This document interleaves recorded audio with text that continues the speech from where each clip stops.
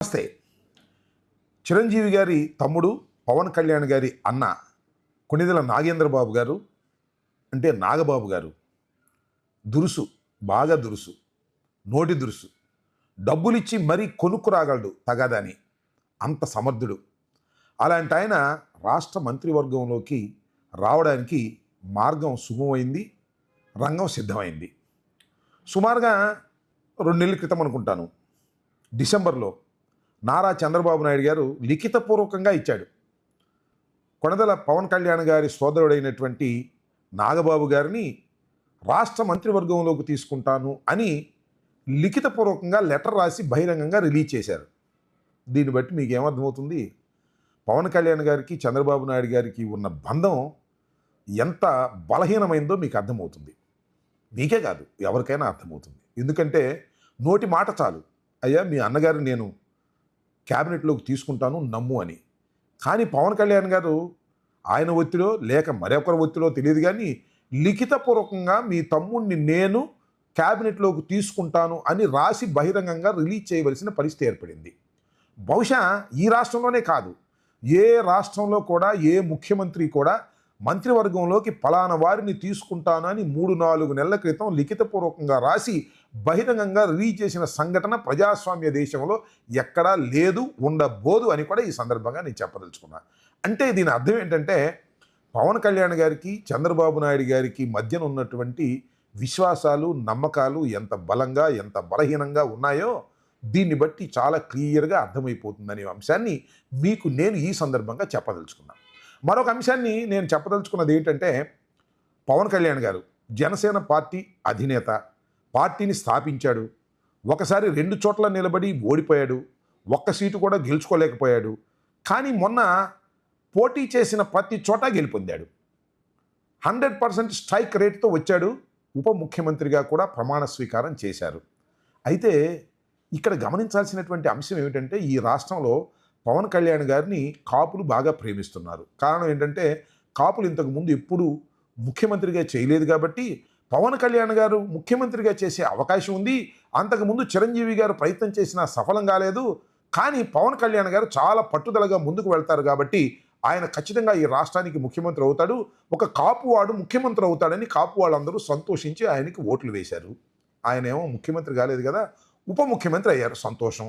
ఇవాళ నేను అడుగుతా ఉన్నది ఏంటంటే, ఇంతమంది కాపులు, ఇంతమంది బీసీలు ఆయన దగ్గర ఉన్నారు కదా, ఎందుకని మళ్ళా పవన్ కళ్యాణ్ గారి సోదరుడైనటువంటి నాగబాబు గారినే మళ్ళా తీసుకొచ్చి క్యాబినెట్లోకి చేర్చుకోవాల్సిన పరిస్థితి ఎందుకు ఏర్పడింది అనే దానికి లాజికల్గా సమాధానం చెప్పుకోవాల్సినటువంటి బాధ్యత ఈ రాష్ట్ర ఉప ముఖ్యమంత్రికి, జనసేన పార్టీ అధినేతకి ఉందని ఈ సందర్భంగా నేను చెప్పదలుచుకున్నా. ఎందుకంటే చాలామంది ఉన్నారు పాపం. కొంతల రామకృష్ణ గారు ఇందాక నేను చూసా, మనోహర్ పక్కన బిక్కుమంది ఉంచున్నాడు, చాలా సీనియర్ నాయకుడు, మంచివాడని పేరుంది ఆయన. అలాగే తాడేపల్లిగూడెనికి చెందినటువంటి శాసనసభ్యులు ఆయన ఉన్నాడు, బొలిశెట్టి శ్రీనివాస్ గారు, ఆయన కూడా చాలా సిన్సియర్గా ఉండే వ్యక్తి. ఇలాంటి వ్యక్తుల్ని కాదని నాగబాబు గారిని తీసుకొచ్చి క్యాబినెట్లోకి తీసుకుంటున్నారు అంటే పవన్ కళ్యాణ్ గారు బంధుప్రీతికి లేదా స్వార్థానికి అతీతుడని ఎవరన్నా అనుకుంటే అది కాదు. నా బంధువుల్ని, నా అన్నల్ని, నా తమ్ముళ్ళని నేను జాగ్రత్తగా చూసుకుంటాను అందరిలాగానే స్వార్థంగా అనేటువంటి పరిస్థితికి పవన్ కళ్యాణ్ గారు దిగజారిపోయారనేది నా అభిప్రాయం. ఇప్పుడు నేను ఒకటే అడుగుతున్నా, తండ్రి కొడుకులు ఉన్నారు క్యాబినెట్లో, అన్నదమ్ములు క్యాబినెట్లో, ఏంటి ఈ పరిపాలన నాకు అర్థం కాలేదు. ముఖ్యంగా పవన్ కళ్యాణ్ గారు జనసేన పార్టీ, తెలుగుదేశం పార్టీకి సపోర్ట్ చేసింది, అధికారంలోకి వచ్చింది, మేనిఫెస్టో రిలీజ్ చేశారు, సూపర్ 6 అన్నారు, అనేక వాగ్దానాలు చేశారు. ఈ వాగ్దానాలు నిలబెట్టుకోవలసినటువంటి కూటమి ప్రభుత్వం లేదా నారా చంద్రబాబు నాయుడు గారు వాగ్దానాలను నెరవేర్చుకోకుండా తప్పుకుపోతుంటే వారిని చెప్పి సరిచేసి కూటమి బలంగా ఉండాలని సలహా ఇవ్వవలసినటువంటి మరి పవన్ కళ్యాణ్ గారు ఎక్కడికి వెళ్ళిపోయాడంటే, మా అన్నను క్యాబినెట్లో చేర్చుకుంటే చాలు, అడ్డదారిలో క్యాబినెట్లో చేర్చుకుంటే చాలు, ఎమ్మెల్సీగా చేర్చుకుంటే చాలు, ఆ తర్వాత మంత్రివర్గ ప్రమాణ స్వీకారం చేస్తే చాలు అనే స్థాయికి ఎందుకు దిగజారిపోయారు? కారణం ఏంటో నాకైతే అర్థం కాల.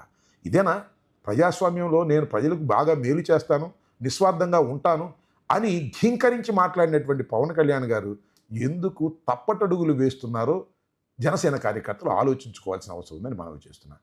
అయినా మీకేం పనండి రాంబాబు గారు, మా జనసేన, మా కూటమి, మా ఇష్టం, మా అన్నను తీసుకుంటాం, లేకపోతే మా అబ్బాయిని తీసుకుంటాం, ఇంకొకరిని తీసుకుంటాం, మీకేమి సంబంధం అని మీరు అనవచ్చు. అవునండి, మేము ఇస్తాం.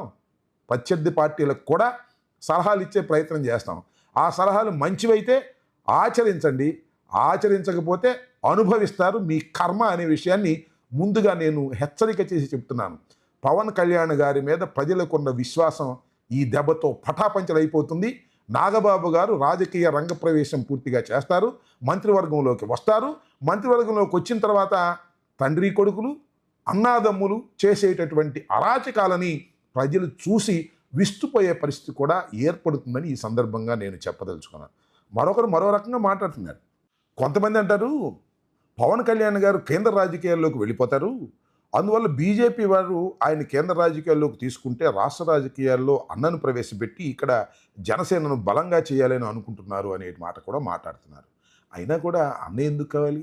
ఇక్కడ చాలామంది ఉన్నారు కదా, ఆయనకి నచ్చిన మెచ్చిన అటువంటి నాదెళ్ల మనోహర్ గారు ఉన్నారు కదా. మరి నాదెళ్ల మనోహర్ గారి మీద విశ్వాసం లేదా అనేక అర్థం.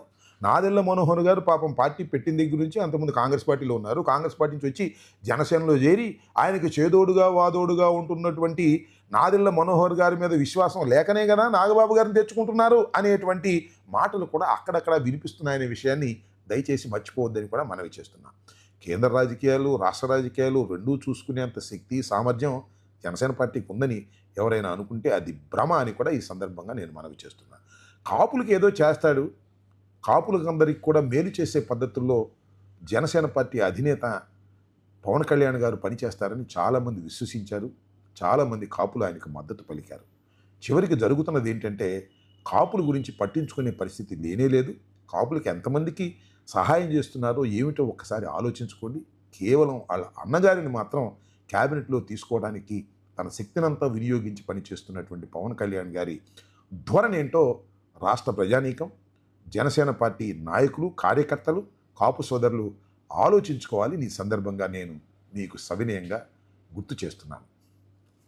ధన్యవాదాలు. హిట్ టీవీ యాప్, ఇందులో short news, live news, entertainment shows, movies, digital magazines తో పాటు మీ జిల్లా వార్తలను కూడా ఫ్రీగా చూడొచ్చు.